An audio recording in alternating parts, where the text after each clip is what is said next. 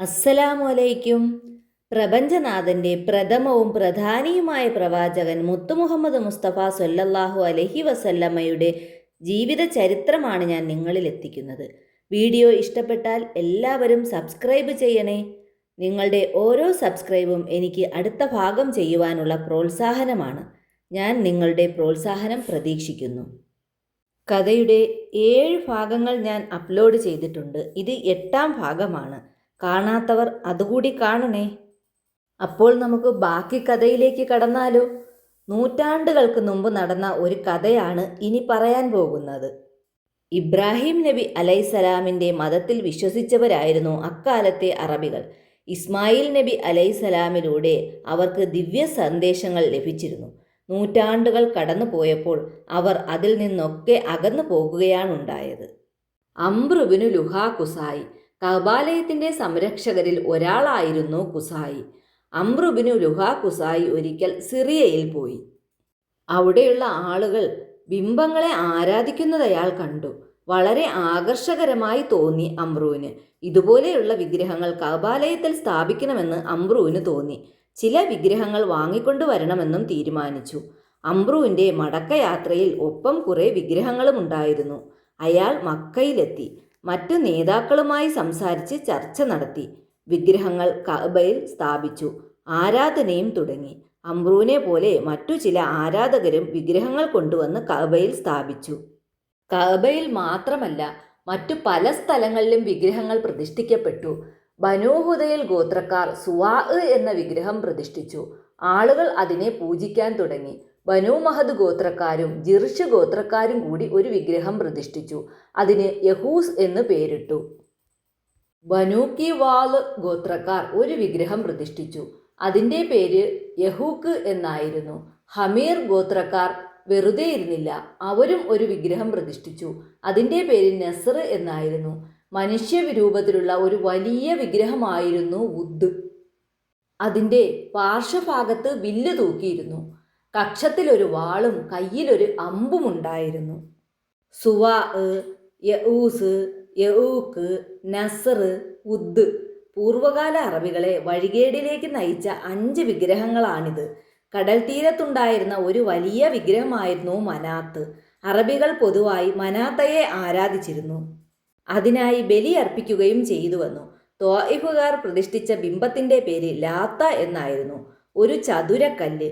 അതിനെ അവർ ആരാധിച്ചു. ഒരു തോടിന് സമീപത്ത് ഒസ്സ എന്ന വിഗ്രഹം സ്ഥാപിക്കപ്പെട്ടിരുന്നു. ജനങ്ങൾ അതിനെയും ആരാധിച്ചിരുന്നു. അറബികളുടെ സാമൂഹിക ജീവിതത്തിൽ വലിയ സ്വാധീനം നടത്തിയ ബിംബങ്ങളായിരുന്നു ലാത്തയും ഒസ്സയും മനാത്തയും. നബി സല്ലല്ലാഹു അലൈഹി വസല്ലമ തങ്ങൾ ജന്മം കൊണ്ടപ്പോൾ ലാത്തയും ഒസ്സയും മനാത്തയും തല കീഴായി മറിഞ്ഞു. ആ അറിവ് നമ്മൾ മദ്രസകളിൽ പഠിച്ചിട്ടുള്ളതാണ്. കഅബാലയത്തിൽ അനേകം വിഗ്രഹങ്ങൾ ഉണ്ടായിരുന്നു. അതിൽ ഏറ്റവും വലുത് ഹുബൂലായിരുന്നു. ചെങ്കല്ലുകൊണ്ട് നിർമ്മിക്കപ്പെട്ട മനുഷ്യരൂപമാണ് ഹുബൂൽ. വളരെ പഴക്കം ചെന്ന ബിംബമായിരുന്നു ഇത്. അറബികൾ ഈ വിഗ്രഹത്തെ കാണുമ്പോൾ അതിന് വലത് കൈ ഉണ്ടായിരുന്നില്ല. വലത് കൈ വെച്ച് പിടിപ്പിച്ചു. സ്വർണം കൊണ്ട്.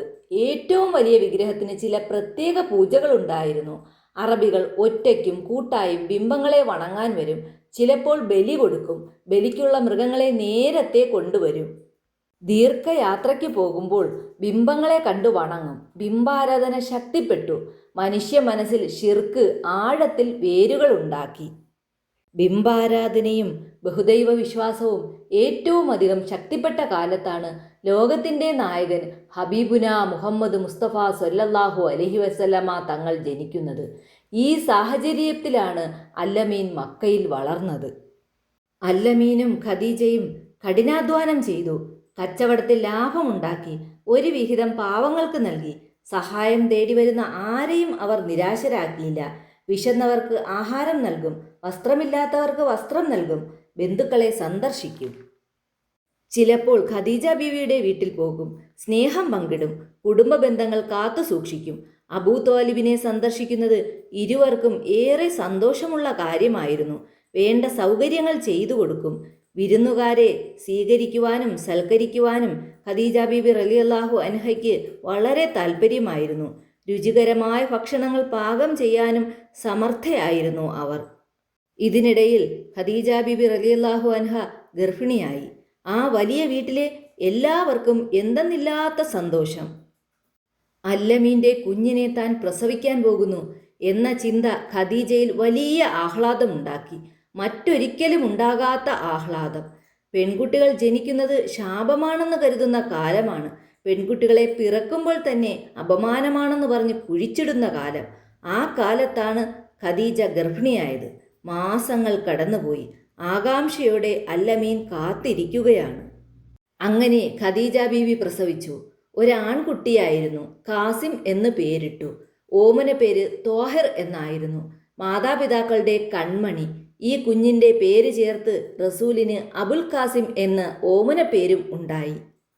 ആൺകുട്ടികളെ പ്രസവിക്കുന്നത് അഭിമാനമാണെന്ന് പറയുന്ന കാലം. എന്നാൽ മാതാവിനെയും പിതാവിനെയും അവരുടെ ബന്ധുക്കളെയും ദുരിതത്തിലാഴ്ത്തിക്കൊണ്ട് കാസിം എന്നവർ മരണപ്പെട്ടു. ഖദീജ ബീബി റളിയല്ലാഹു അൻഹയുടെ വേദനയ്ക്കതിരില്ല. പൊട്ടിക്കരഞ്ഞുപോയി. അല്ലമീൻ ദുഃഖം കടിച്ചമർത്തി നെടുവീർപ്പിട്ടു. എന്തൊരു പരീക്ഷണം! ആഹ്ലാദം നിറഞ്ഞ വീട്ടിൽ ദുഃഖം തളം കെട്ടി നിന്നു. കാലം പിന്നെയും പിന്നെയും കടന്നുപോയി. വ്യാപാരത്തിൻ്റെ ബന്ധപ്പാടിലാണ് ദമ്പതിമാർ. തിരക്കേറുമ്പോൾ ദുഃഖം മറക്കുന്നു. ഖദീജ ബീബി റളിയല്ലാഹു അൻഹ പിന്നെയും ഗർഭിണിയായി. ഒരു പുത്രനെ കൂടി പ്രസവിച്ചു. ബാക്കിയൊക്കെ പെൺകുട്ടികളായിരുന്നു. മൂത്ത കുട്ടിക്ക് അബ്ദുള്ള എന്ന് പേരിട്ടു. അല്ലമീൻ്റെ പിതാവിൻ്റെ പേര്. അബ്ദുള്ള എന്ന് വിളിക്കാനൊരു മടി. വിളിക്കാനൊരു ഓമന പേരിട്ടു, തൊയ്യിബ്. മാതാപിതാക്കൾക്ക് തൊയ്യിബ് മോൻ വളരെ വളരെ സന്തോഷം നൽകി. ആ സന്തോഷവും അധികകാലം നീണ്ടു നിന്നില്ല. കടുത്ത ദുഃഖം നൽകി തൊയ്യിബ് മോനും യാത്രയായി. അസഹ്യമായ ദുഃഖം സഹിച്ചല്ലേ പറ്റൂ. നബി സല്ലല്ലാഹു അലൈഹി വസല്ലമ്മയുടെ മക്കളിൽ മൂത്തത് സൈനബയാണ്. മകളെ വളരെ ലാളിച്ച് വളർത്തി. നല്ല സുന്ദരിയായ പെൺകുട്ടി. സൈനബയ്ക്ക് നേരെ ഇളയ അനിയത്തി റുക്കിയ. റുക്കിയ മിടുക്കിയാണ്. റുക്കിയയുടെ നേരെ ഇളയതാണ് ഉമ്മു കുൽസു. അവസാനം പ്രസവിച്ച പൊന്നോമന മോളാണ് ഫാത്തിമ. ഫാത്തിമ പിതാവിൻ്റെ തനിപ്പകർപ്പായിരുന്നു. എല്ലാവർക്കും വളരെ ഇഷ്ടമായിരുന്നു. ഖദീജ ബീബി റളിയല്ലാഹു അൻഹയുടെ സഹോദരി പുത്രനാണ് അബുൽ ഹാസിബിനു. അബുൽ ഹാസ് പ്രസിദ്ധനായ വ്യാപാരിയായിരുന്നു. സമൂഹത്തിൽ ഉന്നത സ്ഥാനമുള്ളയാൾ. അബുൽ ഹാസിം വിവാഹ ആലോചനയുമായി വന്നു. സൈനബയെ വിവാഹം കഴിക്കാൻ ആഗ്രഹിക്കുന്നു. ഖദീജ ബീവിയുടെ സഹോദരീ പുത്രനല്ലേ? എല്ലാവർക്കും ഇഷ്ടമായി. നാട്ടുകാരെയും ബന്ധുക്കളെയും വിളിച്ച് നല്ല രീതിയിൽ ആ വിവാഹം നടന്നു. സൈനബ ഭർത്താവിൻ്റെ വീട്ടിലേക്ക് പോയി. അവിടെ സന്തോഷകരമായ ജീവിതം നയിച്ചു. റുക്കയുടെയും ഉമ്മക്കുൽസുവിൻ്റെയും വിവാഹം കുട്ടിക്കാലത്തു തന്നെ നടത്തിവെച്ചു. അവസാനം പിറന്ന ഓമനമോൾ ഫാത്തിമ മാതാപിതാക്കൾക്ക് സമാധാനവും സന്തോഷവും നൽകി ആ കുടുംബത്തിൽ ഓമനയായി വളർന്നു. എന്നിരുന്നാലും 2 ആൺമക്കളെ നഷ്ടപ്പെട്ട വേദന അവരെ അലട്ടിക്കൊണ്ടേയിരുന്നു. നമ്മുടെ പ്രവാചകൻ മുഹമ്മദ് മുസ്തഫ സ്വല്ലല്ലാഹു അലൈഹി വസല്ലമ തങ്ങളുടെ ചരിത്രകഥയുടെ ബാക്കി ഭാഗം ഇനി അടുത്ത ഭാഗത്തിൽ പറയാം. അസ്സലാമു അലൈക്കും.